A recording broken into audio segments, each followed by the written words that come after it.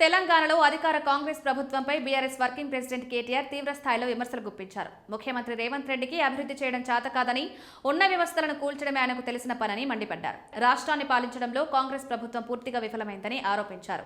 ప్రభుత్వం నడపడం ఈ సన్నాసుల వల్ల కావడం లేదు అంటూ ఘాటు వ్యాఖ్యలు చేశారు. ముఖ్యమంత్రి బూతుల భాష తప్ప మరొక భాష రాదని ఎద్దేవా చేశారు.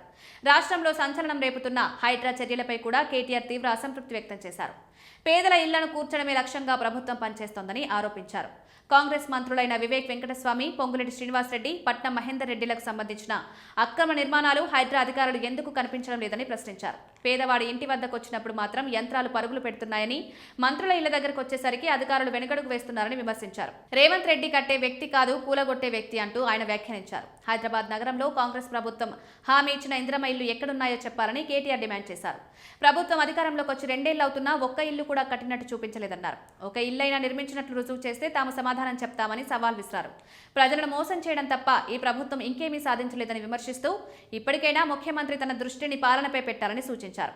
10 ఏళ్లు పందిలా బతకాల్సిన అవసరం లేదు, గౌరవంగా బతకాలి అంటూ పార్టీ కార్యకర్తలకు పిలుపునిచ్చారు. అశోక్ నగర్, దిల్సుఖ్ నగర్ ప్రాంతాల్లో నిరుద్యోగులు జాబ్ నోటిఫికేషన్ల కోసం ఆందోళనలు చేస్తున్న అంశాన్ని కూడా కేటీఆర్ ప్రస్తావించారు. ఆర్టీసీ క్రాస్ రోడ్స్ వరకు వచ్చిన ముఖ్యమంత్రి పక్కనే ఉన్న అశోక్ నగర్కు వెళ్లి నిరుద్యోగులతో కలిసి టీ తాగి వారి సమస్యలు వినుంటే బాగుండేదని హితవు పలికారు. విద్యార్థులను పిలిపించుకుని మాట్లాడాలని, వారి సమస్యలకు తక్షణ పరిష్కారం చూపాలని డిమాండ్ చేశారు. బీఆర్ఎస్ నుంచి కాంగ్రెస్లోకి వెళ్తున్న ఎమ్మెల్యేల వ్యవహారంపై కూడా కేటీఆర్ వ్యంగ్యాస్త్రాలు సంధించారు. 10 మంది ఎమ్మెల్యేలు ఎందుకు పార్టీ మారుతున్నారో ఏ లింగమో వాళ్ళకే తెలియదని ఎద్దేవా చేశారు. ప్రకాష్ గౌడ్ వంటి నేతలు పార్టీ మారినా రాజేంద్రనగర్ నియోజకవర్గ అభివృద్ధిని మాత్రం ఎవరూ ఆపలేరని కేటీఆర్ స్పష్టం చేశారు.